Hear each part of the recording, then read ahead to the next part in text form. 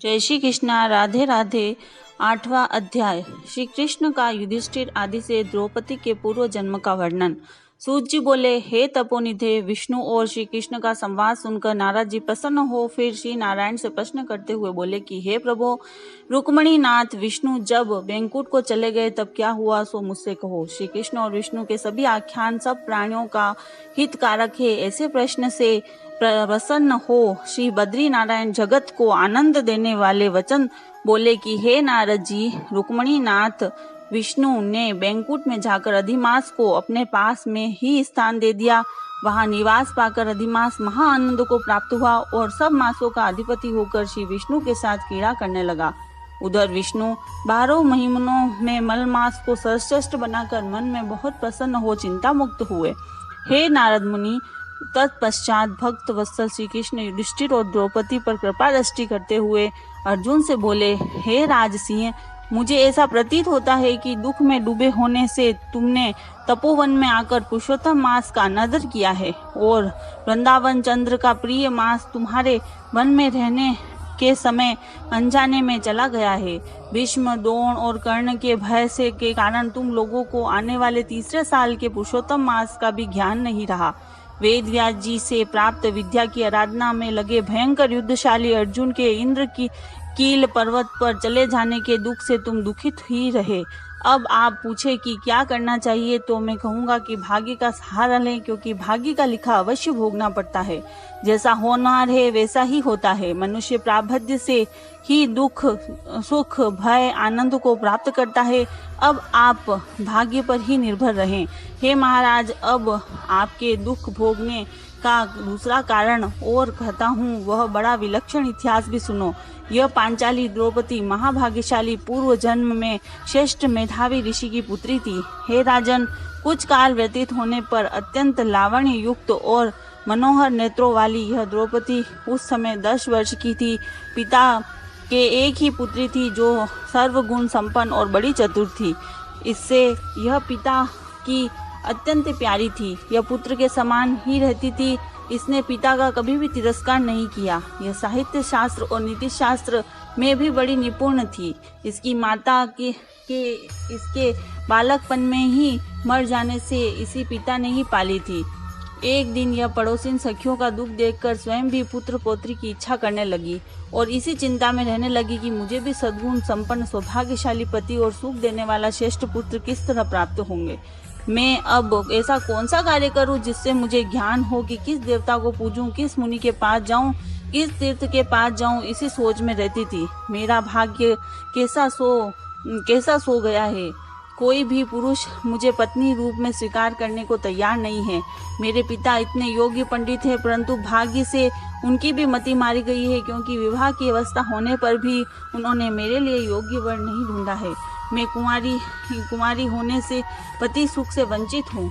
मेरी जैसी सखियां पति सुख भोग रही है वैसा मैं नहीं जानती। मेरी माता मुझे बचपन में ही छोड़कर स्वर्ग को चली गई। इस प्रकार शोक और मोह की तरंगों से पीड़ित यह थपेड़े खाती रही। उधर मेधावी ऋषिराज पत्नी पर कन्या दान के निमित्त योग्य वर ढूंढ रहे थे। वैसा योग्य वर नहीं मिलने पर उनका मनोरथ निराश हो गया। देव योग से उनको महादारुण तीव्र ज्वर आ गया। तब ऋषिराज का शरीर ज्वर के दुख से तीव्र ज्वाला में फटने लगा और जोरों से श्वास के ऊपर श्वास लेते हुए अचेतन अवस्था जैसे कोई मदिरा पीकर लड़खड़ाते हुए गिरता है, उसी प्रकार घर में आकर जमीन पर गिर पड़े और पुत्री को स्मरण किया।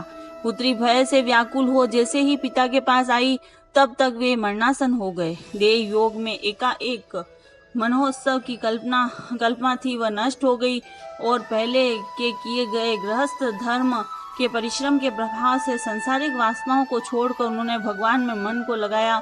वह मेधावी ऋषिराज श्री हरि पुरुषोत्तम नील कमल के समान श्याम वर्ण वाले त्रिभंगी मनोहर आकृति वाले भगवान को स्मरण करने लगे।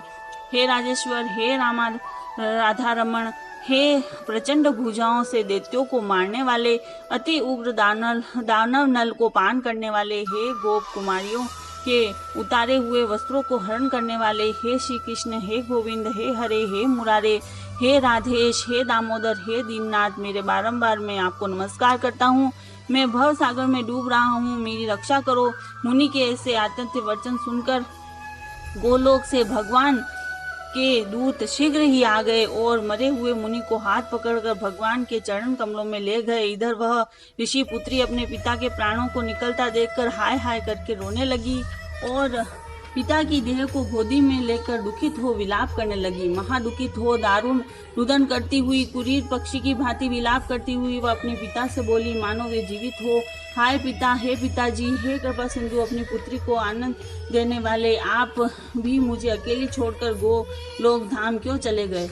हे तात, बिना पिता के अब मुझे कौन रखेगा? न मेरे कोई भाई है, न कोई कुटुंब है, न मेरी माता है।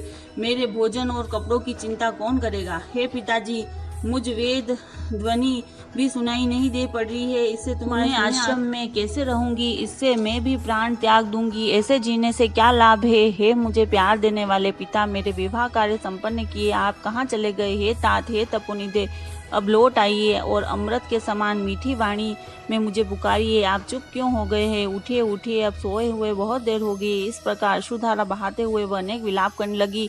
जोर जोर से रोने की आवाज सुनकर वन में रहने वाले ब्राह्मण आपस में कहने लगे कि इस तपोवन में आज अत्यंत करुणा भरे स्वर से विलख विलख कर कौन रो रहा है? तब वे सब तपस्वी महर्षि की पुत्री का रोना समझकर और निश्चय करके हाहाकार मचाते हुए वहां पहुंचे और पुत्री की गोद में मरे हुए मुनि को देखकर वे सब मुनि भी रोने लगे। फिर पुत्री की गोद से शव उठाकर शमशान में शिवालय के निकट ले जाकर चिता बनाकर अंत्येष्टि विधि से दाह किया संपन्न की तथा कन्या को अनेक प्रकार से समझाकर वे अपने अपने स्थानों को ले गए। कन्या ने धैर्य धारण कर पिता की संपूर्ण क्रिया के लिए यथाशक्ति धन खर्च किया।